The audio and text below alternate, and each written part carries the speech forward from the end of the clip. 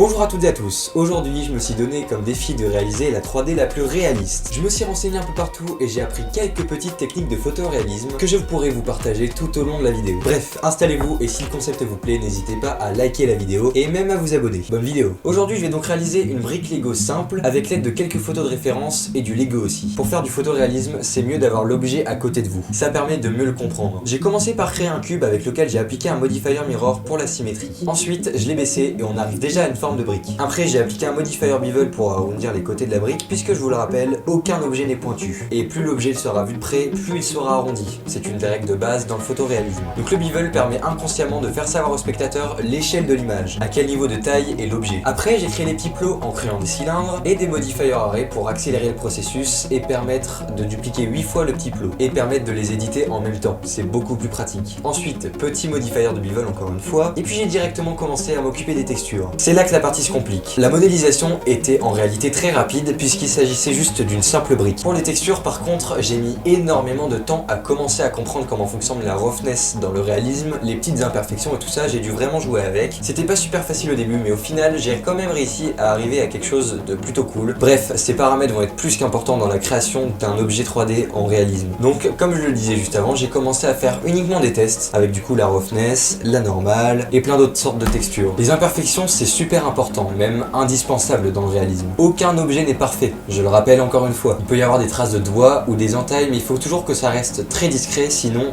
ça perd en réalisme. En fait, faut vraiment savoir doser. J'ai donc apporté une texture de fingerprints pour faire les tests. Fingerprints, pour ceux qui ne savent pas parler anglais, ça veut dire traces de doigts. Ensuite, j'ai encore fait des tests et j'ai regardé aussi beaucoup de tutos sur les textures d'imperfection en procédural. Oui, parce qu'en plus de m'être mis au défi de faire la texture la plus réaliste, je me suis aussi mis au défi de faire les textures en procédural, ce qui est débile. Vous connaissez mon niveau en procédural en plus, c'était la cata. J'ai testé des Noise textures, des Musgrave textures, jusqu'au final me demander et si c'était pas mieux si je testais réellement sur Substance Painter. Après toutes ces fois où j'ai abandonné le logiciel, faudrait quand même que je commence à m'y pencher. Donc c'est ce que j'ai fait, mais avant il m'a fallu un long moment sur la rentabilité et le gain de temps. Parce que oui, si je voulais me mettre sur Substance Painter, il fallait d'abord que je m'occupe des UV. Sinon, ça aurait donné ça. Il fallait donc que je fasse mon premier dépliage UV. Et franchement, ça rend plutôt bien. Malgré le fait que ce soit long et répétitif, j'ai quand même appris pas mal de choses. Petit accéléré... Ça y est, je peux enfin commencer à tester sur Substance Painter. J'ai trouvé la texture parfaite en plus pour commencer. Ensuite, j'ai encore regardé beaucoup de tutos et de blogs sur Substance Painter parce que mine de rien, ce logiciel a l'air facile mais il est vraiment extrêmement complexe pour ceux qui débutent. J'ai testé et encore testé jusqu'à en arriver à là. Franchement, je la trouve super cool pour une première texture sur Substance Painter. Ensuite, j'ai voulu rajouter des imperfections qui se voient directement sur le volume de la brique, donc j'ai subdivisé les faces et je l'ai sculpté de façon à ce qu'on voit que la brique a eu un passé sombre et qu'elle s'est pris des coups. Mais après, quand j'y repense, les endroits n'étaient pas super stratégiques. J'aurais mieux fait de les sculpter sur les arêtes, ça les aurait peut-être rendus plus réalistes, vu qu'une brique Lego ça tombe rarement en plein sur le côté, mais bref, c'est un peu trop tard. Après, j'en arrive à une partie assez cool, le décor. Pour ça change un peu d'habitude. J'ai d'abord créé un plan simple et après je me suis servi d'un add-on.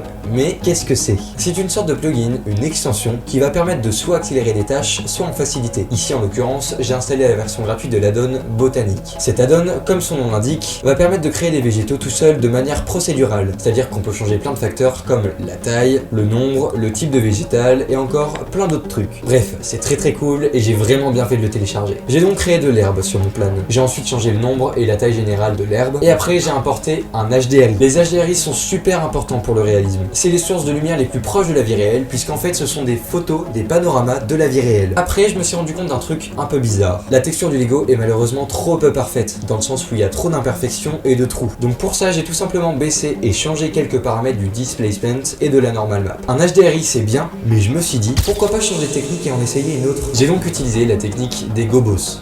Gobos.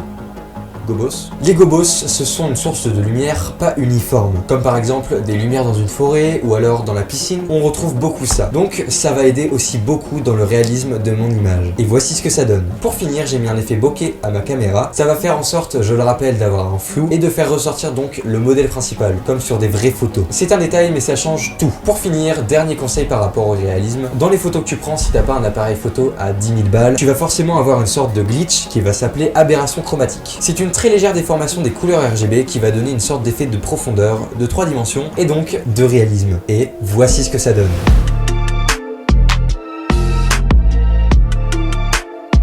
J'espère que vous avez aimé cette vidéo, j'ai adoré la tourner, la créer et créer le modèle surtout. Je pense que je vais m'y pencher un peu plus en ce moment parce que c'est vraiment un sujet qui m'intéresse, le photoréalisme. Bref, j'espère que vous allez encore me suivre et m'accompagner dans ces petites aventures. Et merci encore pour le soutien que vous m'apportez en ce moment, c'est complètement fou. N'hésitez pas à vous abonner si vous avez aimé cette vidéo et on se dit au revoir. C'était nul comme quoi.